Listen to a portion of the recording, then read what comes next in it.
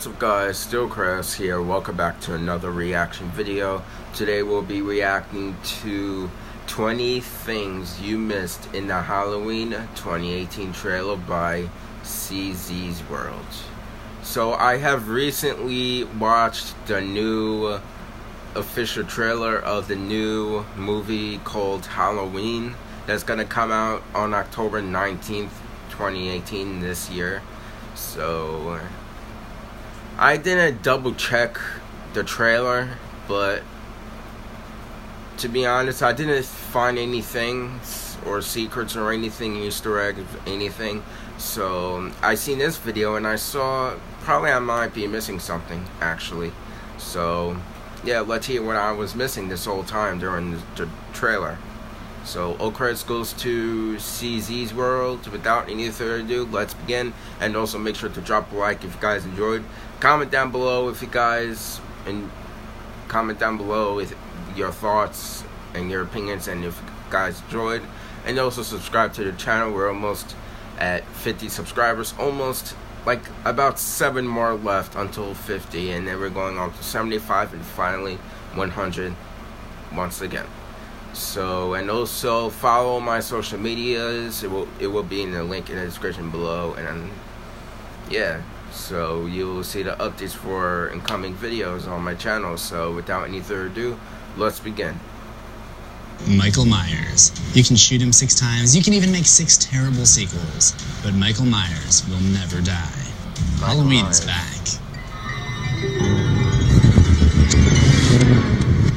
Welcome back to Things You Missed. Today we're taking a look at the trailer for Halloween. I'm going to be breaking it down shot by shot for you and pulling out all those juicy things you missed. Now when you watch the trailer, you'll notice something very early on. Check out this clip. Well, yesterday, by the time we're recording this, will be on Sunday. Patient that killed 3 innocent teenagers on Halloween in 1978. Anyone who's seen the movies knows that he's killed a bit more than 3 people. I mean, probably only our boy Deadmeat knows the actual number, but what's going on here? What's the deal with that?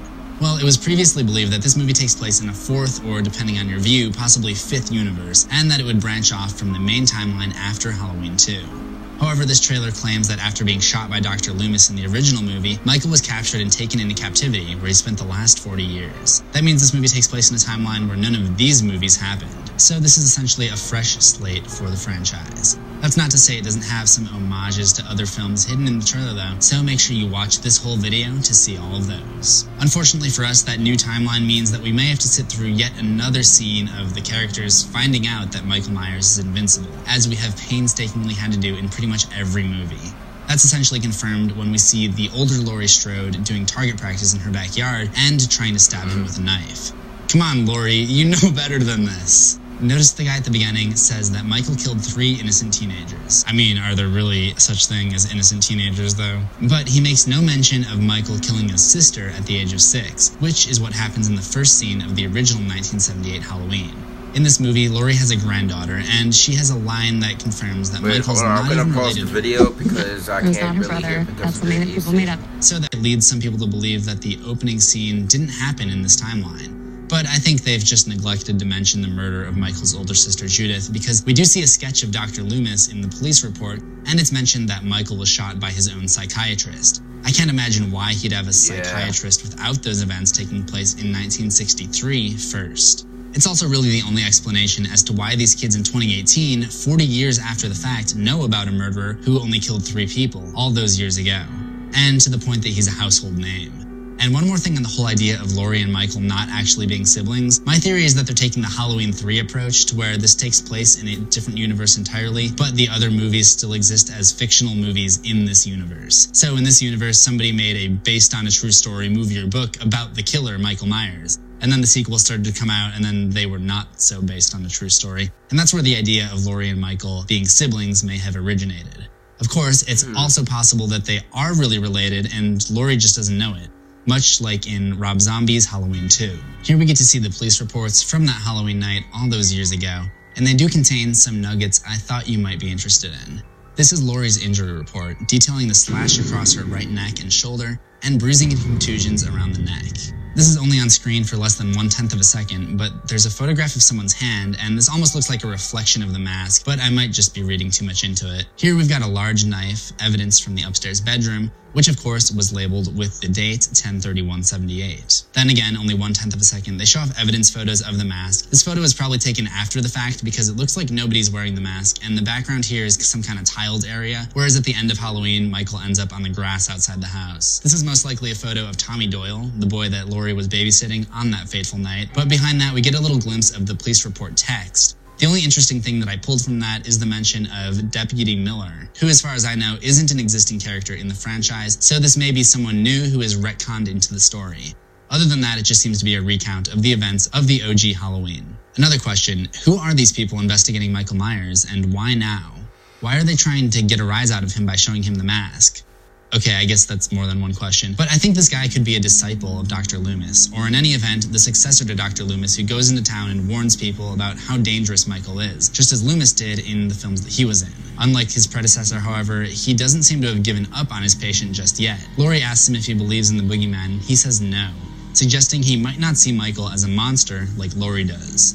The woman that he's working with is documenting everything using the audio recorder, and her name tag also gives us a couple of clues. First, we see the name of the facility, Smith's Grove State Hospital.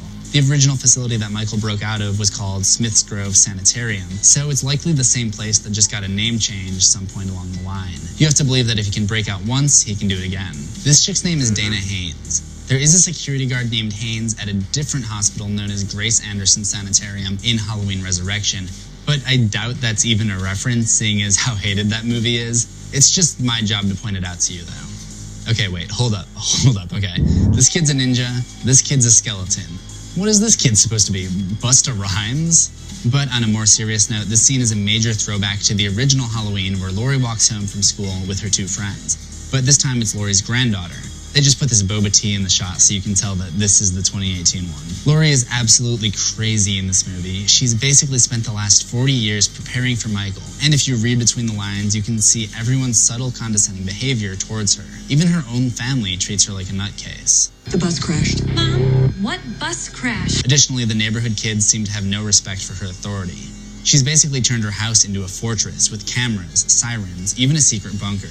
It looks like they're setting up a classic old lady who cried wolf scenario. Laurie's been freaking out over the last 40 years about the return of Michael Myers. No, not that return of Michael Myers. And basically, when he does really come back, nobody's going to take her seriously. This bathroom scene may be a reference to the opening scene of H2O, where a woman is attacked by Michael in a rest stop bathroom. In this case, it looks like it's a gas station bathroom, and it looks like a mechanic also faces the wrath of Michael Myers. So it looks like a lot of the deaths in this movie will be callbacks to the other moments in the franchise, despite them not being on this timeline.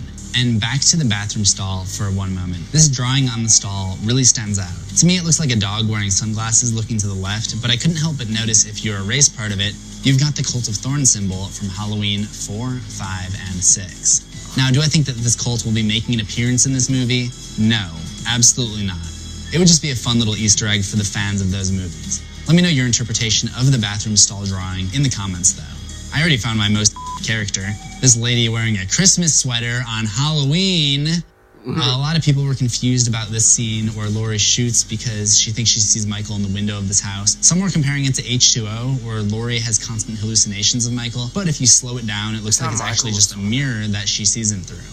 One thing that I found creepy is that there's actually somebody in the other room over here watching this all go down, and the person's head immediately snaps toward the room that Michael's in. Judging by the lighting, I'd say that the room with the blue light is this room, where there's yet another reference, this time to the ghost scene from the first Halloween, where Michael wears the ghost sheet over his head to try to trick Laurie's friend Linda into thinking it was her boyfriend, Bob, in order to get her guard down.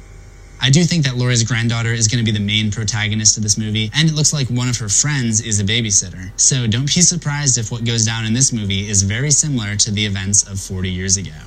If you enjoyed any of these things you missed, feel free to drop a like on this video. Let me know in the comments who you think is crazier, this Laurie or the Laurie from Rob Zombie's Halloween films. Anyway, if you're new here, I'm CZ. I write and narrate my own horror stories as well. I just came out with one called Creepy Clown School Lockdown 2. Don't worry, you don't need to see the first one. Just go ahead and give it a listen. Okay, last announcement. If you're going to VidCon, come to my fan meetup on Thursday the 21st at 5:30 p.m. in room 211. We're going to be raffling off some merch, and there's going to be some other cool creators there as well. Okay, with that all out of the way, I think we're going to be talking a lot about this Halloween movie, so make sure you're subscribed to CZsWorld for new horrors every week. Ring that death bell for notifications, and I'll see you in the next one. Assuming we both survive. Alright, so that was a really interesting video. I enjoyed it. It was cool. So other than that, guys, I hope you guys enjoyed. Thank you guys so much for watching. Make sure to subscribe to CZsWorld and also check out the original video that will be in the description below in the comment section. But with that, well, I hope you guys enjoyed, and I hope you guys have a good weekend. Goodbye, everyone.